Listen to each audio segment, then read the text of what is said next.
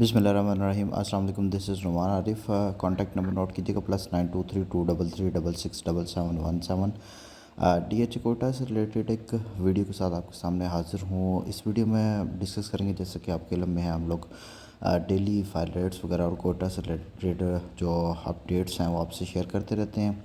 साथ में हम लोग इस वीडियो में कोशिश करते हैं जो आपकी क्यूरीज़ वगैरह हैं उसको भी हम लोग डिस्कस करते चलें।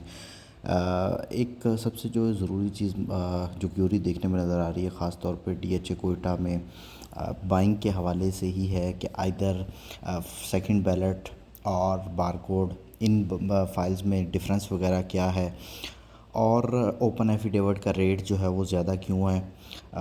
काफ़ी दफ़ा मैं अपनी वीडियोस में एक्सप्लेन कर चुका हूँ। जो ओपन एफिडेविट फ़ाइल वो फाइल्स हैं जो DH कोटा ने जब अपना प्रोजेक्ट स्टार्ट किया था, तो जो फाइल्स देना स्टार्ट की थी वो ओपन एफिडेविट थी। उनको अपने नाम पे करवाने की ज़रूरत नहीं थी, आप ओपन रख सकते हैं, उसको सिंपली वेरिफिकेशन करवा के पेमेंट करके अपने पास रख सकते हैं। उसके बाद DH ने जब इसका अनाउंसमेंट की कि आप हम लोग बैलेट करने जा रहे हैं, तो अपनी जितनी भी एफिडेविट फाइल्स हैं उन फाइल्स को एलोकेशंस में कन्वर्ट करवा दें। जितनी फाइल्स एलोकेशन में कन्वर्ट हो गई, कुछ पीछे एफिडेविट्स रह गई, वो मार्केट में अभी तक मौजूद हैं। बाकी जो एलोकेशन में कन्वर्ट हो गई उनमें से कुछ जो बैलेट के अंदर एडजस्ट हो गई और बाकी जो रह गई उनको अनसक्सेसफुल का नाम दे दिया गया। अगेन दोबारा जब DH ने नई फाइल्स इशू करना स्टार्ट की, तो उन फाइल्स को बारकोड का नाम दिया गया। और बारकोड जब आप ख़रीदते हैं, अपने नाम पे ट्रांसफ़र कराना कंपलसरी है। आपके नाम पे ट्रांसफ़र होकर तो सेकंड बैलेट कैटेगरी में वो फॉल करती है।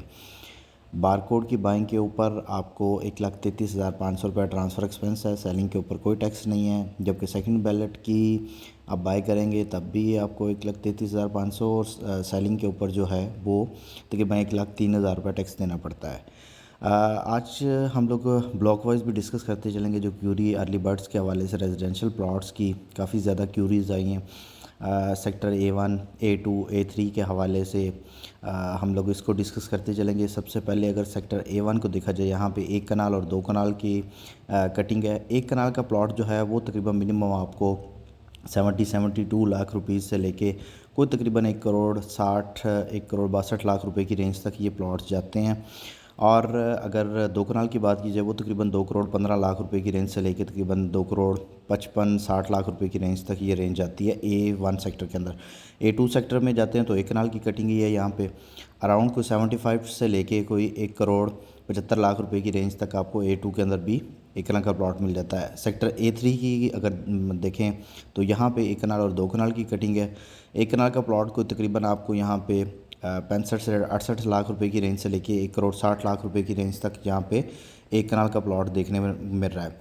उसके बाद अगर 2 कनाल को देखें तो 2 कनाल का प्लॉट जो है A3 के अंदर आपको तकरीबन 2.25 करोड़ रुपए की रेंज से लेके और 3,30-35 लाख रुपए की रेंज तक ये रेंज आती है। इसके अलावा सेक्टर A10 को अगर देखा जाए, जहाँ पे हमें 5 मरला की कटिंग नज़र आती है। A10 सेक्टर में तकरीबन यहाँ पे 5 मरला प्लॉट की प्राइस को देखा जाए तो वो तकरीबन 8.5 साढ़े 8 लाख रुपए की रेंज से लेके 10.5 लाख रुपए की रेंज तक यहाँ पे 5 मरला प्लॉट मिल जाता है। फिर उसके बाद सेक्टर A9 की अगर बात की जाए, जहाँ पे 8 मरला और 10 मरला के प्लॉट हैं। 8 मरला जो सेक्टर A9 में प्लॉट है वो तकरीबन यहाँ पे आपको 11.5 लाख रुपए की रेंज से लेके तकरीबन 15 लाख रुपए की रेंज तक, और 10 मरला जो प्लॉट है वो तकरीबन यहाँ पे आपको 14.5 लाख रुपए की रेंज से लेके और 18.5 पौने 19 लाख रुपए की रेंज तक आपको देखने मिल रहा है। फिर उसके बाद सेक्टर A6 की अगर बात की जाए, जहाँ पे D1, D2, D3 सेक्टर्स हैं, यहाँ पे रफली को तकरीबन 42-43 लाख रुपए की रेंज से लेके और 50 से 55 लाख रुपए की रेंज तक आपको प्लॉट देखने को मिल रहा है। और दूसरी तरफ अगर यहाँ पे फ़ाइल रेट्स की बात की जाए, ख़ास तौर पे उसको भी ब्रीफली डिस्कस करते चलें, तो 1 कनाल बारकोड फ़ाइल जो है वो तकरीबन आपको 24.5 लाख रुपए के अराउंड मिल रही है। उसके साथ साथ जो आपकी सेकंड बैलेट फ़ाइल है वो तकरीबन आपको यहाँ पे 23 लाख और 90 हज़ार रुपये में मिल रही है। अनसक्सेसफुल फ़ाइल जो है कैटेगरी की, वो तकरीबन आपको 23 लाख और 40-45 हज़ार के अराउंड देखने में मिल रही है। ओपन एफिडेविट जो है वो आपको 31 लाख रुपए में मिल रहा है। 5 मरला फ़ाइल जो है वो 9 लाख 35-40 हज़ार रुपये के करीब में है बारकोड फ़ाइल। और 10 वाला बारकोड फ़ाइल का तकरीबन 14,10-15,000 रुपये के राउंड ऑफ वो फ़ाइल भी यहाँ पे आपको देखने में मिल रही है। इन्वेस्टमेंट की काफ़ी ज़्यादा क्यूरी है ये कि किस फ़ाइल के अंदर इन्वेस्टमेंट करनी चाहिए। देखिए इन्वेस्टमेंट करने के लिए अगर आप शॉर्ट टर्म ट्रेडिंग करना चाह रहे हैं उसमें आप इकना की बारकोड फ़ाइल, 5 वाला बारकोड फ़ाइल उनको टारगेट कर सकते हैं। और उसके साथ साथ आप DHA कोयटा के ऑन ग्राउंड प्लॉट को भी कंसिडर कर सकते हैं, जहाँ पे आपको DHA कोयटा की सराउंडिंग के अंदर कोई ऐसी ख़ास जिस तरह की प्राइसेस DHA कोयटा में मिल रही हैं उस तरह की अट्रैक्टिव प्राइसेस आपको कहीं भी नहीं मिलती। यहाँ पे DHA कोयटा के अंदर रेट की स्टेबिलिटी के हवाले से काफ़ी ज़्यादा क्यूरी रहती है कि क्यों रेट स्टेबल नहीं हो पा रहा। इसमें डिफरेंट रीज़न्स हैं। एक तो सबसे बड़ी रीज़न्स हमारी इकनॉमिक स्टेबिलिटी है। दूसरी सबसे बड़ी रीज़न हमें जो देखने में नज़र आ रही है कि जो वहाँ के बलूचिस्तान के हालात हैं। नंबर 3 DHA कोयटा मैनेजमेंट की तरफ से कुछ सप्लाई के हवाले से जो चीज़ें हैं वो देखने में एक चीज़ नज़र आ रही है। और नंबर 4 जो सबसे बड़ा फैक्टर हमें देखने में नज़र आ रहा है वो हर रेट पे फ़ाइल की जो भी रेट आता है उस रेट पे आपका चाहे ऊपर जाए, जैसे ही हर बंदा कोशिश में है कि रेट ऊपर जाएगा हम लोग अपनी फ़ाइल सेल करने के लिए तैयार हैं।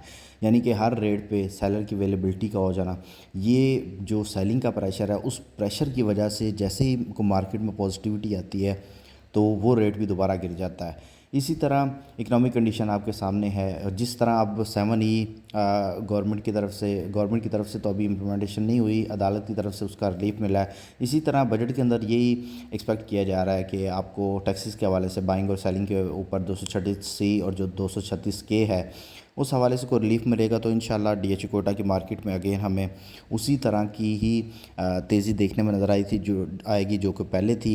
लेकिन जो पहले वाले मामला थे, ये जो पहले वाली चीज़ें थी उसमें थोड़ा सा हमें चीज़ ये ज़रूर देखनी पड़ेगी कि उस बेस से, क्योंकि इन्वेस्टर का इंटरेस्ट जो है वो ख़ास तौर पे DHA कोटा पे इतना ख़ास अभी देखने में नज़र नहीं आ रहा।